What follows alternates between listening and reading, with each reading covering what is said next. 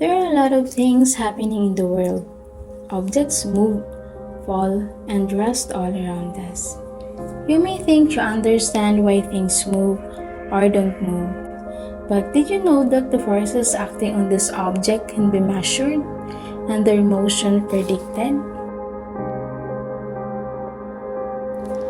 Renowned English scientist Sir Isaac Newton wanted to understand the world better. He thought he could describe the movements of the universe through mathematical observation. In 1687, he published this observation in a book, which outlined his understanding of the laws of motion. These three laws of motion are still in use today and can help us understand the relationship between the body and the forces acting on it.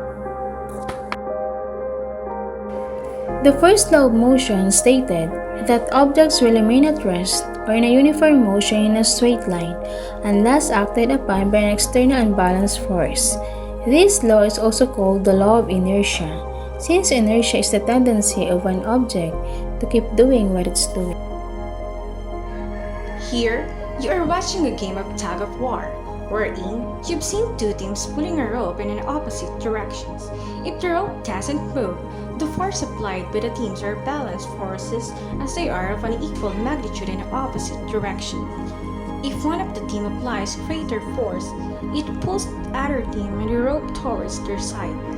In this case, the force is unbalanced as the two forces are of unequal magnitude in opposite directions. If one of the two teams lets go of the rope, the opposite teams fall backward. This tendency to fall backward despite letting go of the rope is due to inertia. Rufa and Jeneline is riding a pedicab.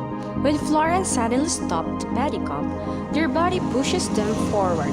So, why does this happen? This is due to the inertia of rest experienced in the upper part of their body. The body is at rest when the pedicab is at rest. Newton's second law says that force is the product of mass times acceleration. Mass is the amount of matter or stuff in an object.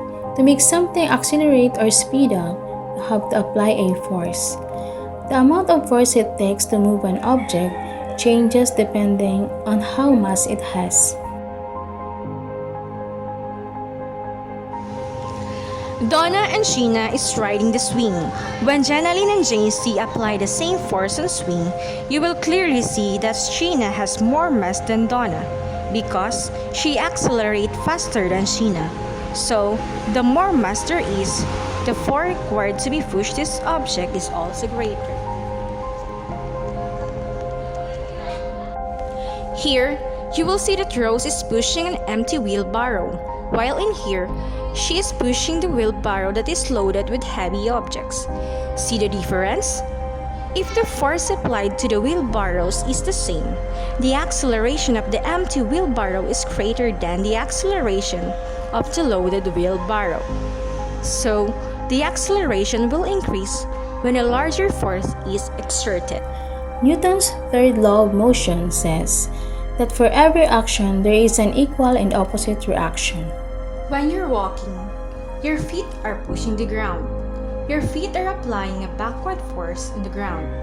The ground on your return applies a forward force on our feet, pushing us forward and making us move. The action is our force on the ground and the reaction is the force of the ground on us. The two are equal but the opposite reaction. Monica is riding a bicycle. When she pushes the pedal parts of the tire, which touches the ground, push it backwards. The ground also pushes the tire forward with the same force. So, the parts of the tire on ground form a pair of action and reaction. Although these three laws were written down more than 300 years ago, they are still important now for understanding the way things move and represent the foundation of classical mechanics.